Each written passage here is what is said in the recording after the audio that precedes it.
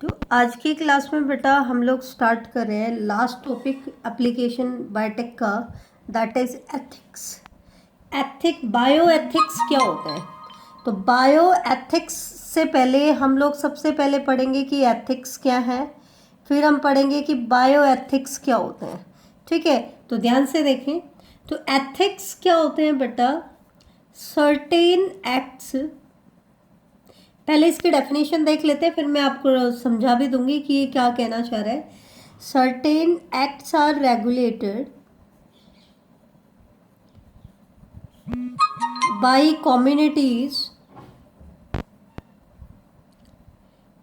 Communities to consider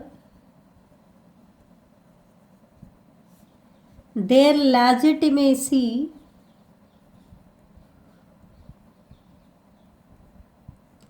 such regulations is called ethics। मतलब ये क्या कहना चाह रहा है बेटा? ऐसी रेगुलेशन को ही हम क्या कहते हैं? एथिक्स कहते हैं। तो ये क्या कह रहे हैं कि कुछ ऐसे एक्ट होते हैं जिनको रेगुलेट किया जाता है, किसके द्वारा? कम्युनिटीज के द्वारा। क्यों रेगुलेट किया जाता है? To consider their legitimacy. Legitimacy मतलब होता है कि बेटा कन्फर्मेटरी बाय लॉ, या वैधता हिंदी में हम बोलते हैं कि कोई चीज करनी चाहिए या नहीं करनी चाहिए, वो कितनी वैध है, कितनी वैलिड है, उसकी लेजिटिमेसी को चेक करने के लिए कुछ एक्ट जो है वो सोसाइटी के द्वारा, कम्युनिटी के द्वारा रेगुलेट किए जाते हैं। तो उनको हम सिंपल टर्म्स में क्या कहते हैं? एथिक्स। लेकिन ये तो जर्नल सेंस में था। अब हम बात करेंगे कि बायो एथिक्स क्या होता है। बायो एथिक्स क्या है? It includes standards followed by us to regulate the activities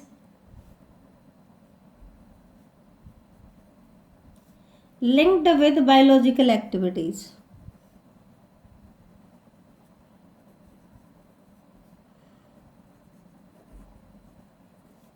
नाम से ही पता चल गया कि बायो एथिक्स क्या है। Bio plus ethics. एथिक्स का मतलब क्या होता है? कुछ रूल एंड रेगुलेशन जिससे हम किसी भी एक्टिविटी को रेगुलेट कर ले, और वो एक्टिविटी जिसको हमें रेगुलेट करना है वो किससे रिलेटेड है? बायोलॉजी से रिलेटेड है। दैट मीन्स हम कोई बायोलॉजिकल रिसर्च कर रहे हैं। ठीक है, जैसे कि आजकल जेनेटिक इंजीनियरिंग आ गई, तो हम किसी का भी जीन किसी भी इंट्रोड्यूस करा रहे हैं, उसके लिए हम ट्रांसजेनिक एनिमल बना रहे हैं, उनको हार्म कर रहे हैं। तो कुछ रूल्स एंड रेगुलेशंस होते हैं, कुछ स्टैंडर्ड्स होते हैं। हम ऐसे ही कोई भी बायोलॉजिकल एक्टिविटी नहीं कर सकते, उसको भी रेगुलेट किया जाता है कि कौन सी बायोलॉजिकल एक्टिविटीज़ करने की हमें परमिशन है और किन बायोलॉजिकल एक्टिविटीज़ को करने की हमें परमिशन नहीं है। तो इसके लिए कुछ स्टैंडर्ड्स बनाए गए हैं, उन्हीं स्टैंडर्ड्स को हम क्या कहते हैं बेटा? Bio ethics. अब ये स्टैंडर्ड क्या इवेलुएट करते हैं, क्या क्या पॉइंट कंसिडर करते हैं, जिसके बेस पर हम ये डिसाइड करेंगे कि कौन सी बायोलॉजिकल एक्टिविटी हमें करनी चाहिए या नहीं करनी चाहिए। तो following points are to be considered. ध्यान से समझना, थ्योरेटिकल पॉइंट है, एक बार ध्यान से समझ जाओगे तो इजी है। Following points are to be considered. ये जर्नल नॉलेज के टॉपिक है, इसमें साइंटिफिक ज़्यादा नहीं है, लेकिन जर्नल जो आपको साइंटिफिक रिसर्च से रिलेटेड कुछ चीज़ें होती है जो हमें चाहिए होती है, तो उनके बारे में ये डिस्कस कर रहे हैं। तो ये क्या कह रहे हैं? अगर हमें ये देखना है कि किस बायोलॉजिकल एक्टिविटी को हमें अलाउ करना है, किसको अलाउ नहीं करना, तो इसके लिए हमें कुछ पॉइंट्स को कंसिडर करना पड़ेगा। जैसे कि इवैल्यूएट द मॉरलिटी। जो भी आप बायोलॉजिकल एक्टिविटी कर रहे हो उसकी मॉरलिटी को इवैल्यूएट करो। ठीक है। दूसरा क्या है? दूसरी चीज हम क्या देखेंगे? Biological significance. जो भी आप बायोलॉजिकल एक्टिविटी कर रहे हो उसकी सिग्निफिकेंस कितनी है? बायोलॉजिकल सिग्निफिकेंस कि वो कितनी बेनिफिशियल है, कितनी ज़रूरत है हमें उसकी। ठीक है। और तीसरा हम देखेंगे उसका इम्पैक्ट ऑन इकोसिस्टम। भाई जब हम कोई भी जेनेटिकली मॉडिफाइड ऑर्गेनिज्म बना रहे हैं तो लास्टली तो हम उसको इकोसिस्टम में रिलीज करेंगे जब हमारी रिसर्च कंप्लीट हो जाएगी। तो जब हम उसको इकोसिस्टम में रिलीज करेंगे तो इकोसिस्टम के ऊपर उसका क्या इम्पैक्ट पड़ रहा है, क्या इफेक्ट पड़ रहा है। दैट मीन्स फॉर एग्जाम्पल हम क्या स्टडी करना चाह रहे हैं कि उसका बायोडाइवर्सिटी पे क्या इफेक्ट पड़ेगा, effect on biodiversity.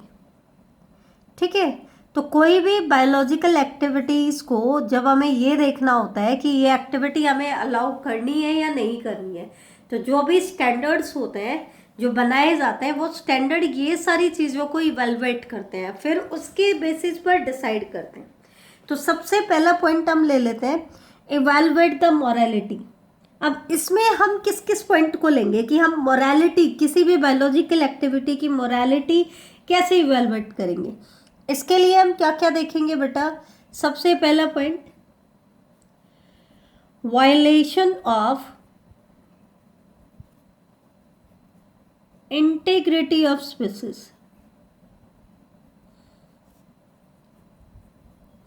Violation of integrity of species. अब बेटा आपको पता है हम जेनेटिक मॉडिफिकेशन कर रहे हैं, तो हम किसी और इंडिविजुअल का जीन किसी और इंडिविजुअल में इंसर्ट करा रहे हैं। दैट मीन्स हर इंडिविजुअल की अपना एक यूनिक फीचर होता है। जैसे बीटी टॉक्सिन यूनिक फीचर किसका था, बैसिलस थ्यूरिंजिएंसिस का, लेकिन हमने उसकी उस जीन को, उस टॉक्सिन को किस में भी प्रोड्यूस करा दिया, प्लांट्स में भी प्रोड्यूस करा दिया। तो हमने उस इंडिविजुअल की जो इंटीग्रिटी थी, उस स्पीसीज की जो इंटीग्रिटी थी, उसको हमने क्या कर दिया, वायलेट कर दिया। ठीक है, क्योंकि हमने क्या किया, violation of integrity of species क्यों हुआ, क्योंकि हमने क्या किया, transfer a gene from one species to another। एक जीन को एक स्पीसीज से दूसरी स्पीसीज में क्या कर दिया बेटा, ट्रांसफर कर दिया। Transfer of a gene from one species to another. ठीक है, तो हम क्या करें, किसी भी स्पीसीज के इंटीग्रिटी को वायलेट कर रहे हैं। जैसे कि हमने ह्यूमन के जीन को किस में डाल दिया, बैक्टीरिया में, तो ये ह्यूमन के जीनोम के साथ और बैक्टीरिया के जीनोम की इंटीग्रिटी को हम क्या कर रहे हैं, स्पॉइल कर रहे हैं। ठीक है, तो हम क्या करें, उनकी इंटीग्रिटी जो थी उनको वायलेट करें। दूसरा क्या है, जैसा कि मैंने अभी कहा, ह्यूमन के जीन को किसी और में डाल दिया, तो कॉन्सेप्ट ऑफ ह्यूमननेस। भाई ह्यूमन को हम क्या मानते हैं कि ह्यूमन जो है वो सबसे सुपीरियर है, जो गॉड की क्रिएशंस हैं उनमें से सबसे सुपीरियर कौन है, ह्यूमन। लेकिन हमने ह्यूमन के कॉन्सेप्ट को डाइल्यूट कर दिया। क्यों, क्योंकि हमने ह्यूमन जीन्स को दूसरे ऑर्गेनिजम्स में ट्रांसफर कर दिया।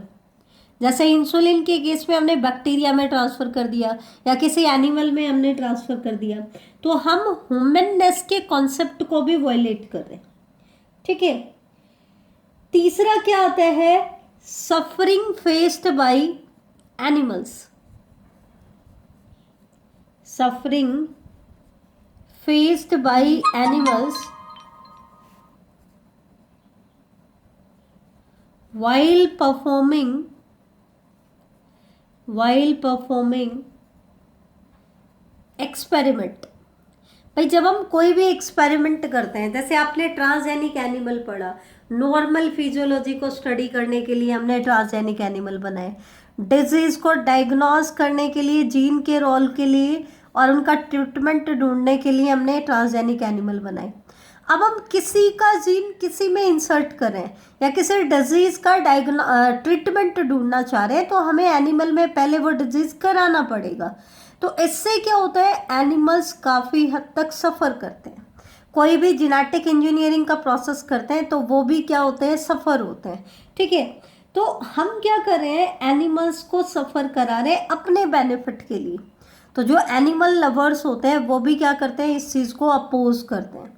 तो ये सारी चीज़ें हमें देखनी पड़ती हैं जब भी हम कोई बायोलॉजिकल एक्टिविटी करेंगे, किससे उस स्पीसीज की इंटीग्रिटी कितनी वायलेट होगी, कॉन्सेप्ट ऑफ ह्यूमननेस तो वायलेट नहीं होगा, या फिर एनिमल को कितनी सफरिंग झेलनी पड़ेगी। मान लो बहुत बड़ी बीमारी है जो एनिमल्स में स्प्रेड भी हो सकती है, तो हम उन एनिमल्स के साथ, बहुत सारे एनिमल्स के साथ रिस्क नहीं ले सकते हैं, तो एनिमल सफरिंग्स को भी हमें देखना पड़ता है। फिर जो भी आप रिसर्च कर रहे हो उसका बायोलॉजिकल सिग्निफिकेंस क्या है। अगर कई बार क्या होता है, ये सारी चीज़ें बहुत ज़्यादा हैं लेकिन उस चीज़ की हमें ज़रूरत बहुत ज़्यादा है, तो उन चीज़ों को नेग्लेक्ट करके भी वो रिसर्च की जाती है कि उसका बायोलॉजिकल सिग्निफिकेंस क्या है। कई बार हम ये देखते हैं कि उसका इकोसिस्टम पे इम्पैक्ट क्या पड़ेगा। मान लो कोई चीज़ बहुत बेनिफिशियल है लेकिन अगर उस चीज़ को हम इन्वायरमेंट में रिलीज कर दें और वो पूरे इकोसिस्टम में इम्बैलेंस ला दे, तो उस ऐसी एक्टिविटी को करने की परमिशन नहीं दी जाती है, क्योंकि आपको पता है अगर इकोसिस्टम में इम्बैलेंस आ जाएगा तो पूरा का पूरा इकोसिस्टम इक्विलिब्रियम जो है वो डिस्टर्ब हो जाएगा और हर ट्रॉफिक लेवल इफेक्ट होगा। अल्टीमेटली सारी की सारी डाइवर्सिटी क्या हो जाएगी, लॉस्ट हो जाएगी। तो हम वो रिस्क कभी भी नहीं लेंगे चाहे वो कितनी भी बेनिफिशियल क्यों ना हो। ठीक है, तो ये चीज़ें ध्यान में रखी जाती है कोई भी हम बायोलॉजिकल एक्टिविटी करते हैं, और इनको देख करके फिर डिसाइड किया जाता है कि उस एक्टिविटी को करने की परमिशन दी जाए या ना दी जाए। ठीक है, अब ये परमिशन देने लेने का काम कौन करता है, अब कौन डिसाइड करेगा इन सारी चीज़ों को। तो इसके लिए इंडियन गवर्नमेंट ने एक कमेटी बनाई है और ये इम्पॉर्टेंट है, ये एग्जाम्स में पूछा जाता है, वेरी वेरी इंपॉर्टेंट। बहुत बार बोर्ड एग्जाम्स में भी आया है और आपके स्कूल के एग्जाम्स में भी बहुत बार पूछा जाता है। इसके अंदर दो चीज़ें बहुत इंपॉर्टेंट है, उनमें से बायो एथिक्स में, उनमें से एक है GEAC। सबसे पहला क्वेश्चन तो आता है GEAC है क्या, इसकी फुल फॉर्म क्या है। तो ये क्या है, इसकी फुल फॉर्म क्या है, जेनेटिक इंजीनियरिंग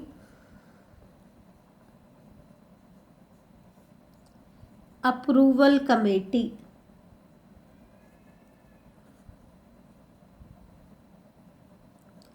क्या है बेटा इसकी full form, genetic engineering approval committee. ठीक है क्या ये इंडियन गवर्नमेंट ने एक ऑर्गेनाइजेशन बनाई थी। इंडियन गवर्नमेंट में भी हम किस डिपार्टमेंट की बात कर रहे हैं, ministry of environment and forest, ministry of environment and forest. इन्होंने क्या बनाई बेटा, एक ऑर्गेनाइजेशन सेटअप की, हैज सेटअप एन ऑर्गेनाइजेशन। किस लिए सेटअप की, कोई भी बायोलॉजिकल एक्टिविटी हो रही है तो उसको अप्रूवल देना है या नहीं देना है तो उसके लिए कितने टाइम के लिए अप्रूवल देना है, तो उसके लिए एक ऑर्गेनाइजेशन सेटअप की गई और उस ऑर्गेनाइजेशन का नाम क्या था, जेनेटिक इंजीनियरिंग अप्रूवल कमेटी। अब GEAC में पूछा क्या जाता है, क्वेश्चन क्या पूछा जाता है, what are the objectives of GEAC, या फिर GEAC क्या काम करता है, क्यों बनाई गई है ये कमेटी। तो ये क्या काम करता है बेटा, इट विल मेक डिसीजन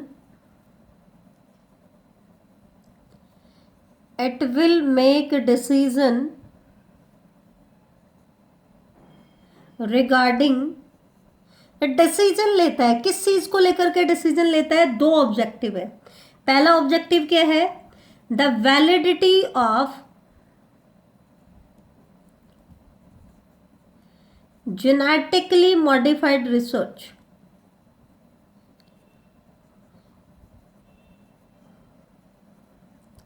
जैसे किसी भी इंस्टीट्यूट को बेटा कोई प्रोजेक्ट मिलता है ना, तो वो प्रोजेक्ट मिलने की एक टाइम लिमिट होती है कि कितने टाइम तक वो रिसर्च कर सकते हैं, कितने टाइम तक वो जेनेटिक मॉडिफिकेशन कर सकते हैं, तो उसकी वैलिडिटी कितनी होनी चाहिए, ये कौन डिसाइड करेगा, GEAC। दूसरा ये क्या डिसीजन लेता है, किसके regarding, safety of introducing genetically modified organism for public services.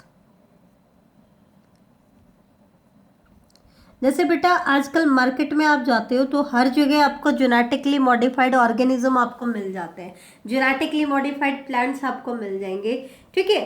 तो ये क्या कह रहे हैं, मान लो हमने जेनेटिक मॉडिफिकेशन की और एक बहुत अच्छी क्वालिटी का प्रोडक्ट बना लिया।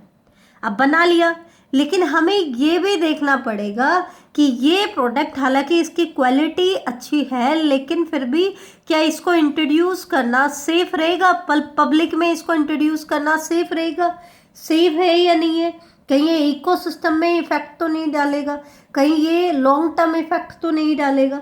तो उसके जेनेटिकली मॉडिफाइड ऑर्गेनिज्म को पब्लिक सर्विसेज के लिए रिलीज करने से पहले उसकी सेफ्टी को टेस्ट किया जाता है। जैसे हमने गोल्डन राइस बनाया या बीटी कॉटन बनाया, तो पहले उसकी सेफ्टी को टेस्ट किया गया कि क्या वो सेफ है इंट्रोड्यूस करना, क्या पब्लिक में उनको देना सेफ रहेगा, क्या उनके कोई साइड इफेक्ट तो नहीं आएंगे, ठीक है। तो इन दो चीज़ों के रिगार्डिंग जो डिसीजन है वो डिसीजन कौन लेता है, GEAC लेता है। कौन लेता है बेटा, GEAC, ठीक है। तो ये था बायो एथिक्स का इंट्रोडक्टरी पार्ट, ठीक है। बायो एथिक्स होता क्या है, इसका इंट्रोडक्टरी पार्ट था।